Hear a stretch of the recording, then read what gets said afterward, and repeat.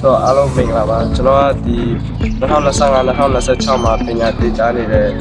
ကြီးစန်းကျောင်းသားနန္ဒသုခဖြစ်ပါတယ်ကျွန်တော်ဒီတစ်နှစ်တာကုန်ခဲ့တဲ့ပညာရေးနှစ်မှာကျွန်တော် memory တွေအများကြီးရှိခဲ့တယ်ပေါ့လေအဲ့ဟာကိုကျွန်တော်က experience တွေရောကြုံခဲ့ရတယ်အဲ့ဟာတွေကျွန်တော်ဒီနေ့ဒီမှာ sharing လုပ်တော့မှာဖြစ်ပါတယ်ဒီပင်မဆိုရင်တော့အဲ့လိုတခြားကျောင်းတွေမပေးနိုင်တဲ့ဟာတွေပေးတယ်လို့ကျွန်တော်ယူဆရတယ်ပေါ့လေတခြားအဲ့လိုဒီကျောင်းမှာ extra curriculum တွေအနေနဲ့ဆိုရင် ICT တွေလည်းပေးတယ် music တွေလည်းပေးတယ် sport တွေလည်းပေးတယ်အဲ့လို ICT မှာဆိုရင်လည်းဆရာဆရာမတွေကတကယ်ကိုကောင်းပြီးတော့တကယ်ကိုတော်တဲ့ဆရာဆရာမတွေစိတ်ဝင်စားနဲ့ကျွန်တော်တို့တင်ပေးတယ်ပြီးတော့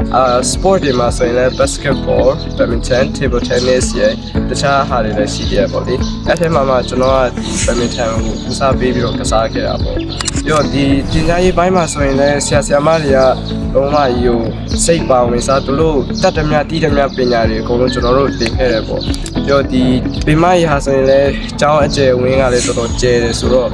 စိတ်ဖိစီးမှုတွေလည်းမရှိဘူးပေါ့လေဒီကျောင်းကြီးမှာသူငယ်ချင်းတွေနဲ့တူတူ memory တွေရှိခဲ့တာကိုကျွန်တော်မေ့နိုင်မှာမဟုတ်ပါဘူးပြီးတော့ကျွန်တော်ရဲ့စိတ်ပိုင်းဆိုင်ရာရောပညာရေးစွမ်းရည်ဆိုင်ရာရောဒီကျောင်းကပဲဒီပင်မကျောင်းတော်ကြီးရပဲကျွန်တော်ကောင်းကောင်းလေးပို့တက်အောင်လုပ်နိုင်တာပေါ့လေပြီးတော့ဒီကျောင်းဟာဆိုရင်လည်းတကယ်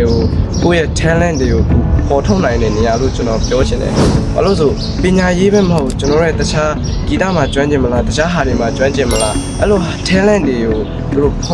ပေါ်ဆုပ်နိုင်တဲ့ဟာတွေကတော့ဒီပင်မမှာရှိတယ်လို့ကျွန်တော်ယူဆချင်ပါတယ်။ Bye bye